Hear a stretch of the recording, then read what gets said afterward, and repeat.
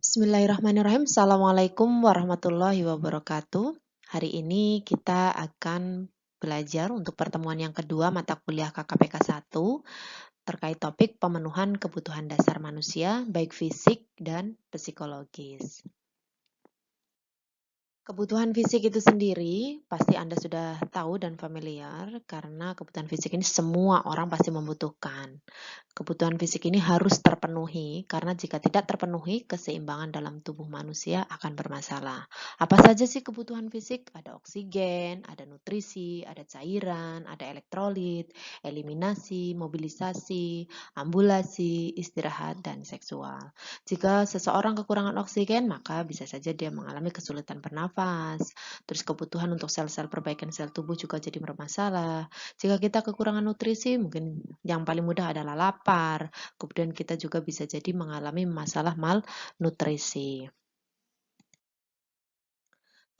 Terkait kebutuhan oksigen, ini kita bisa belajar oksigen itu dibutuhkan untuk perbaikan sel-sel tubuh, ya, sehingga penting tubuh kita.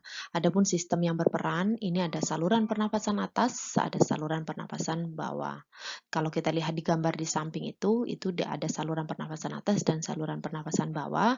Ada hidung, faring, laring, epiglotis, ada yang bawahnya trachea, bronkus, paru. Nah, ini adalah gambar dari keseluruhannya. Coba kita lihat gambar satu-satu sesuai dengan anak panah. Ini adalah hidung. Ini hidung, ya. Jika kita lihat. Kemudian ada faring, epiglottis, laring, diafragma. Ini adalah diafragma ini. Kemudian ada trachea, ada bronkus, dan ada pita suara. Proses oksigenasi sendiri itu ada ventilasi. Ventilasi itu tukeran antara oksigen dengan karbon dioksida. Ya, ini pertukaran udara antara alveoli. Konsentrasi oksigen yang mempengaruhi apa saja nih? Ada konsentrasi oksigen di atmosfer. Jadi semakin tinggi tempat seseorang, itu dia akan semakin oksigennya makin rendah. Jadi orang-orang yang di pegunungan itu biasanya punya kadar Hb yang lebih tinggi daripada orang yang di dataran rendah. Karena di dataran tinggi itu kadar oksigennya itu lebih rendah daripada dataran rendah. Kebersihan jalan nafas. Pasti tahu dong kalau kita jalan nafasnya nggak bersih, otomatis akan mempengaruhi dari proses oksigenasi itu sendiri. Yang C itu kembang kempis paru-paru.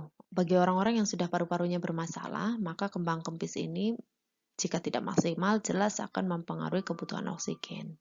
Yang D yaitu regulasi respirasi. Sistem saraf mengatur rata-rata dari ventilasi paru-paru agar sesuai dengan kebutuhan tubuh.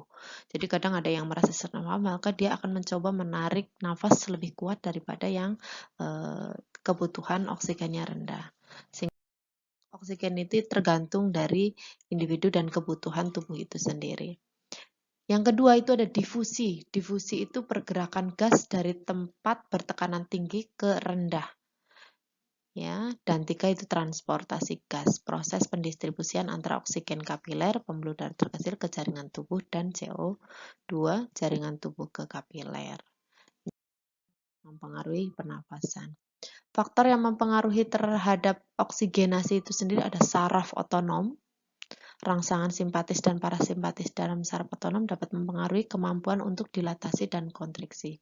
Dua, ada hormon dan obat, alergi, ada faktor perkembangan, faktor lingkungan, dan faktor perilaku. Faktor perilaku ini misalnya orang-orang yang makan berlebihan, dia menjadi gendut misalnya, maka dia seringkali mengalami gangguan pernafasan. Bahkan banyak sekali orang-orang yang gemuk itu tiba-tiba mengalami gagal nafas. Masalah kebutuhan oksigen ini ada hipoksia. Hipoksia itu kekurangan oksigen. Jadi biasanya ciri-cirinya itu dia berwarna kebiruan, kulit yang kekurangan oksigen. Kemudian yang kedua itu ada pola pernafasan. Pola pernafasan ada takipnu. Takipnu itu pernafasannya lebih dari 24 kali per menit. Kalau bradipnu itu dia justru pernafasannya kurang dari 10 kali per menit. Kalau hiperventilasi itu lebih cepat. Dia ventilasinya cepat sekali. Ya.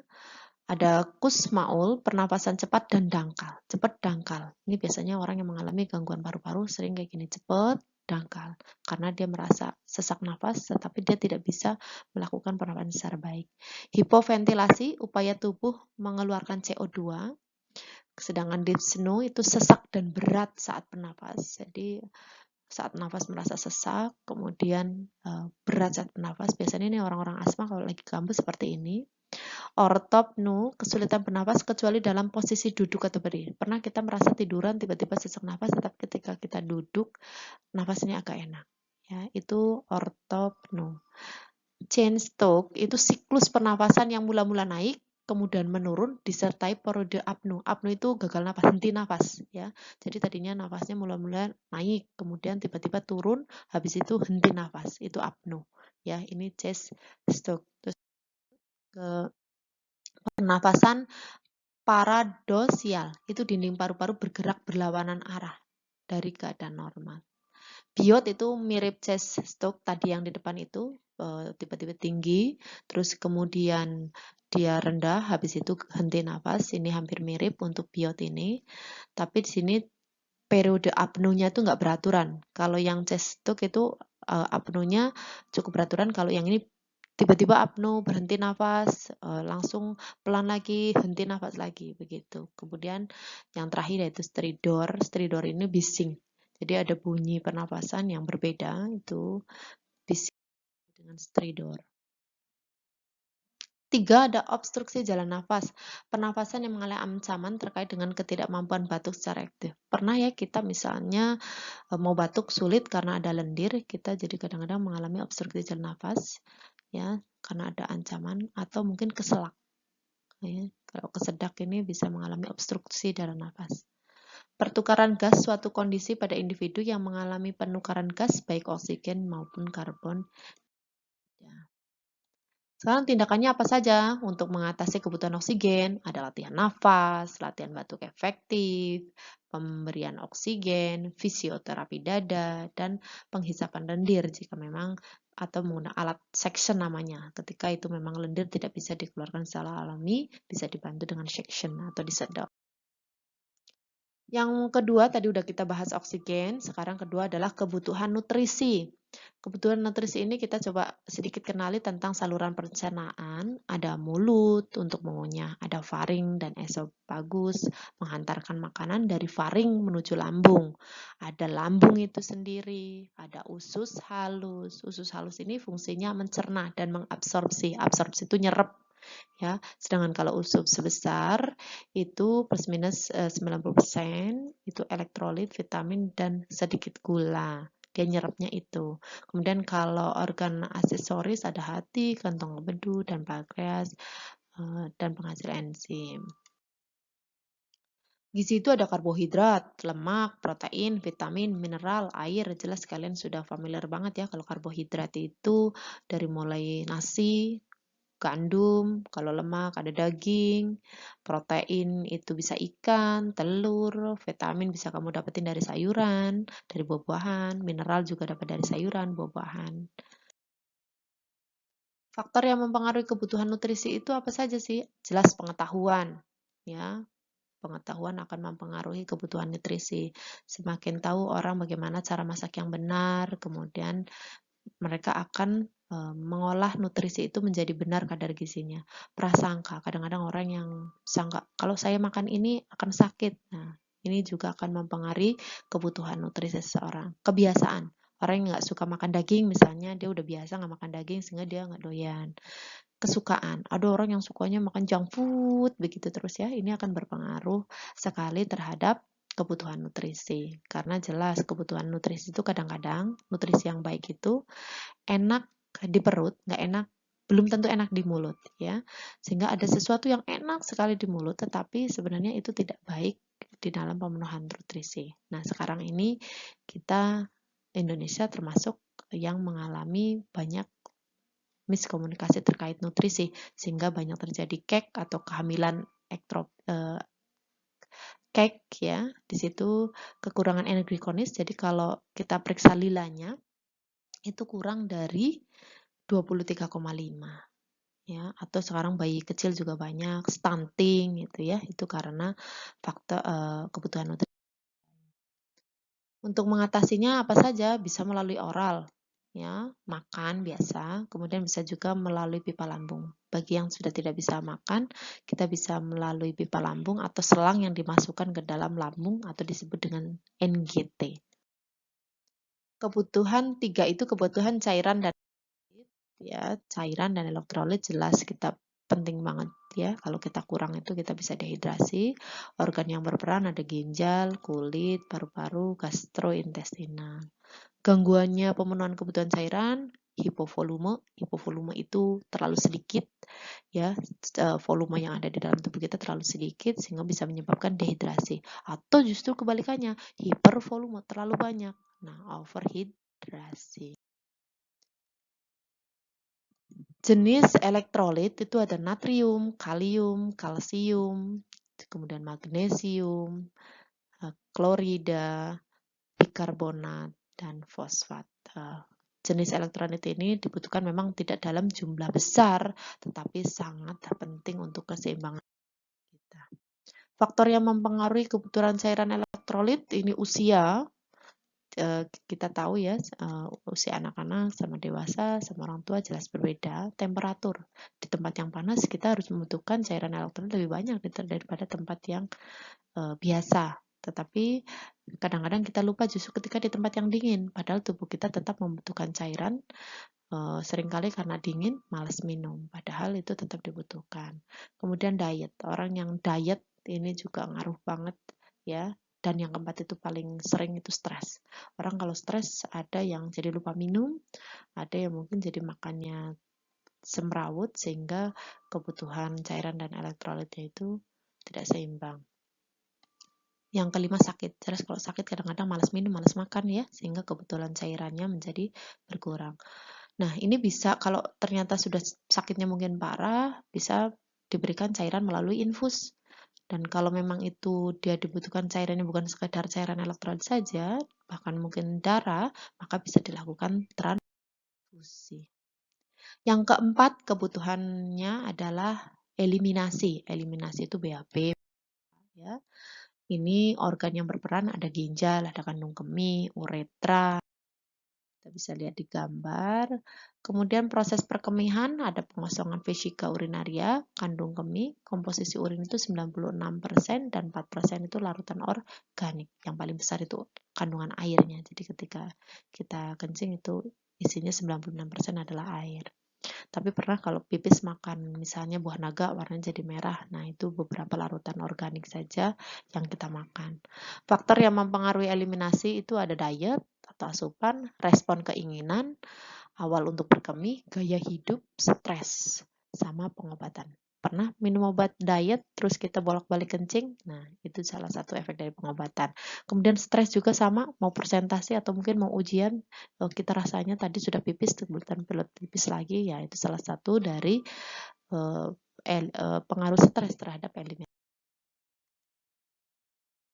Gangguan masalah kebutuhan eliminasi urin, ini ada retensi urin. Itu penumpukan urin dalam kandung kemih. Jadi mau udah banyak urinnya tetapi mau pipis agak sulit.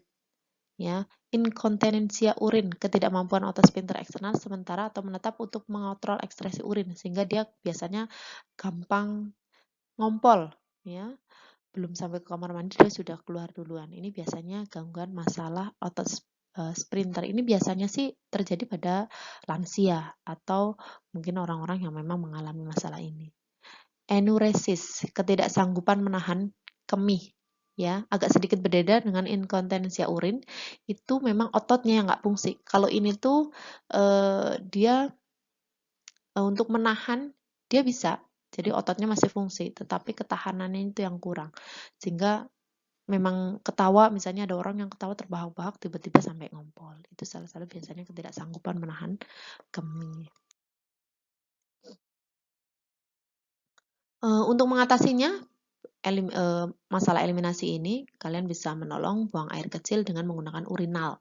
Ini yang di botol plastik, ini namanya urinal. Ya, kalau kalian lihat ini adalah urinal. Kemudian yang sebelah kiri itu yang ada karet seperti melingkar, itu namanya kateter. ya. Kateter itu ada yang buat besi, ini coba lihat yang di gambar tengah itu kateter yang besi. Jadi namanya kateter metal. Kalau yang karet ini namanya kateter nelaton. Kebutuhan eliminasi atau buang air besar, ini gangguannya eliminasi alfi ini konstipasi, jelas ya, intinya nggak bisa keras, diare, pengeluaran tidak disadari, ya, feses, keras di rektum. Faktor yang mempengaruhi ada usia, diet, asupan cairan, aktivitas gaya hidup. Cara mengatasi masalah eliminasi, membantu pasien buang air besar dengan menggunakan pispot. Pispot ini gambar yang di samping itu namanya pispot ya. Tuh. Atau memberikan huknah. Huknah itu diberikan cairan sabun dimasukkan ke dalam anus sehingga merangsang dia buang air besar. Atau sekarang udah lebih gampang lagi karena udah banyak obat-obatan yang bisa dimasukkan ke dalam melalui anus ya sehingga merangsang buang air besar. Atau kalau itu dia keras dan dia berada di dalam rektum dan udah mau keluar tapi nggak bisa keluar-keluar, itu bisa dibantu dikeluarkan dengan jari. Kebutuhan yang kelima yaitu kita kebutuhan perawatan diri. Perawatan diri ini ada pada kulit, kuku, rambut, alat kelamin, dan lingkungan pasien. Keenam, kebutuhan ambulasi dan mobilisasi. Ambulasi itu upaya seorang untuk berpindah dari satu tempat ke tempat yang lain. Yang kedua itu mobilisasi. Mobilisasi itu kemampuan individu untuk bergerak bebas. Ambulasi itu pindah ke satu tempat ke tempat yang lain. Kalau mobilisasi itu kemampuan individu untuk bergerak bebas, mudah dan teratur. Faktor yang mempengaruhi mobilisasi, gaya hidup, proses penyakit, kebudayaan, tingkat energi seseorang, usia, dan status pemilihan. Upaya pencegahan terjadi masalah akibat kurang ya, itu banyak. Biasanya kekakuan otot, gitu-gitu ya. Dan ini posisi-posisi, kalian bisa lihat posisi-posisi, macam-macam posisi klien di tempat tidur. Ini gambar di samping, coba diperhatikan ya. Gambar di sampingnya itu beberapa contoh gambar. Dan masih ada beberapa posisi ini yang belum ada di gambar. Silahkan nanti kalian bisa cari posisi yang seperti apa ya. Dan ini ada posisi flower, litotomy, dorsal recumbent, posisi sim, posisi Trendelenburg, posisi genupectoral, posisi suspensi, dan posisi pronasi. Silahkan perhatikan gambarnya. Posisi flower itu yang setengah duduk, ya, litotomy. Itu biasanya kalau persalinan itu sering kita gunakan posisi litotomy dan dorsal recumbent. Jadi kalau dia aman biasa persalinan pakai dorsal recumbent, tapi kalau agak sedikit bermasalah kepalanya misalnya nggak lahir bisa ditolong dengan litotomy.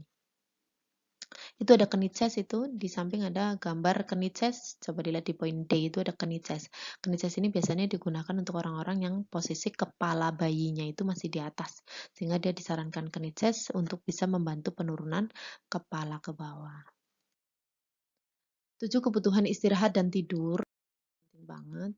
Tidur kalau bisa usahakan 6-8 jam setiap hari sehingga kebutuhan tidurnya tercukupi. Ya. Ini gangguannya ada insomnia, ya. Ada lain-lain ya, Anda bisa baca. Kemudian ada kebutuhan psikososial. Kebutuhan psikososial ini hak-hak pasien. Tadi kan kita udah belajar tuh, yang di depan itu kebutuhan fisik ya. Sekarang kita akan belajar yaitu kebutuhan psikososial. Kebutuhan fisik itu tadi banyak banget. Ada oksigen, ada nutrisi, ada eliminasi, dan lain-lain.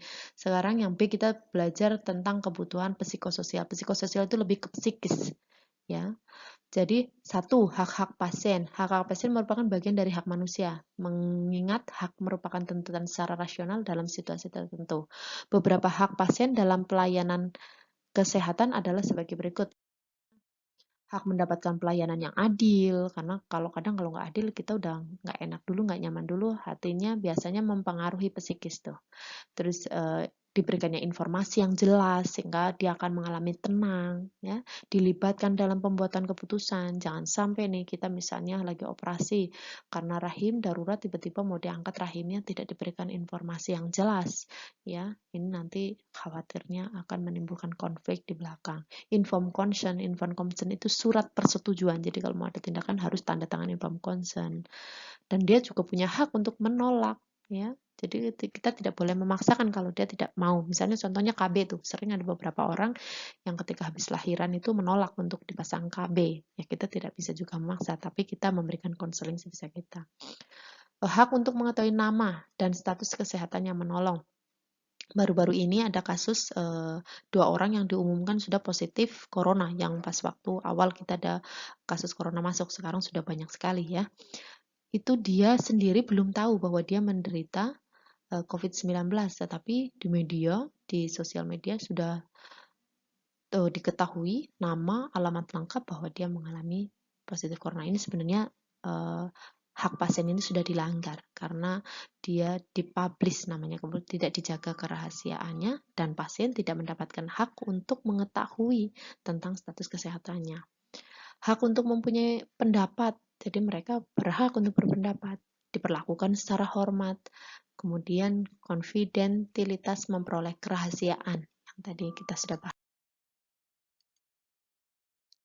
Kebutuhan rasa aman dan nyaman, ya. Aman dan nyaman ini baik lingkungannya aman, tempatnya yang kita tempatin nyaman, juga dari bebas dari nyeri.